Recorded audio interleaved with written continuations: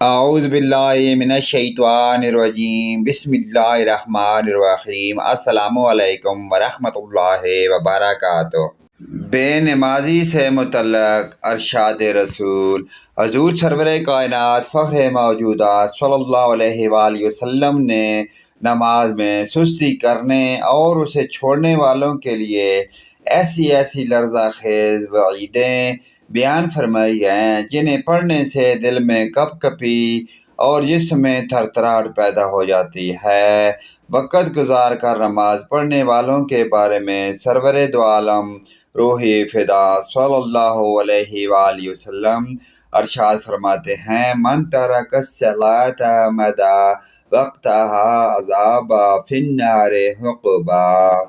جس نے نماز میں سستی کی یہاں تک کہ اس کا وقت گزر گیا، اسے جہنم میں ایک عقب عذاب دیا جائے گا۔ عقب کی تشریح کرتے ہوئے صاحب تفسیر روح البیان علیہ رحمت و رضوان فرماتے ہیں کہ ایک عقب 80 سال کا ہوگا اور ہر سال 360 دن کا ہوگا، اور ہر دن دنیا کے دنوں کے اعتبار سے 1000 سال کا ہوگا۔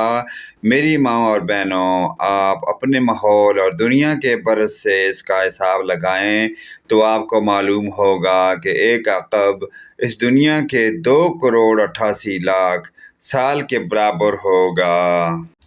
اللہ اکبر! یہ غور کرنے کا مقام ہے کہ جب اپنی قائلی اور سستی کی وجہ سے ایک وقت کا نماز قضا کرنے والی اس وعید و شدید اور عذاب مہلک کی مستحق ہیں، تو ان تارکین نماز کا کتنا اذیت ناک ہوگا جو قضا بھی نہیں پڑھتی۔ نعوذ باللہ تعالی من غضب۔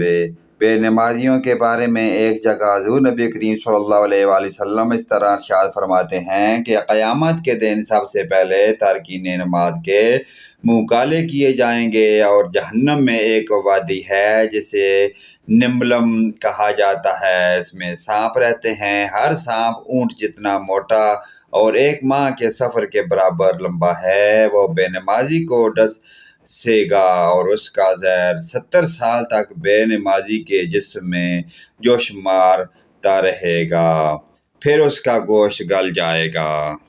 ایک دن نبی کریم صلی اللہ علیہ وآلہ وسلم نے صحابہ کرام کے جھرمٹ میں نماز کی عظمت و اہمیت کا ذکر کیا تو اس طرح ارشاد فرمایا، جو اس نماز کی پابندی کرے گا اس کے لیے نماز قیامت کے دن نور، دلیل اور ذریعہ نجات ہوگی، اور جو اس کی پابندی نہیں کرے گا اس کے لیے نہ نور ہوگی، نہ دلیل، نہ ہی ذریعہ نجات، اور وہ قیامت کے دن قارون، فرعون، حامان اور ابی بن خلف کے ساتھ ہوگا۔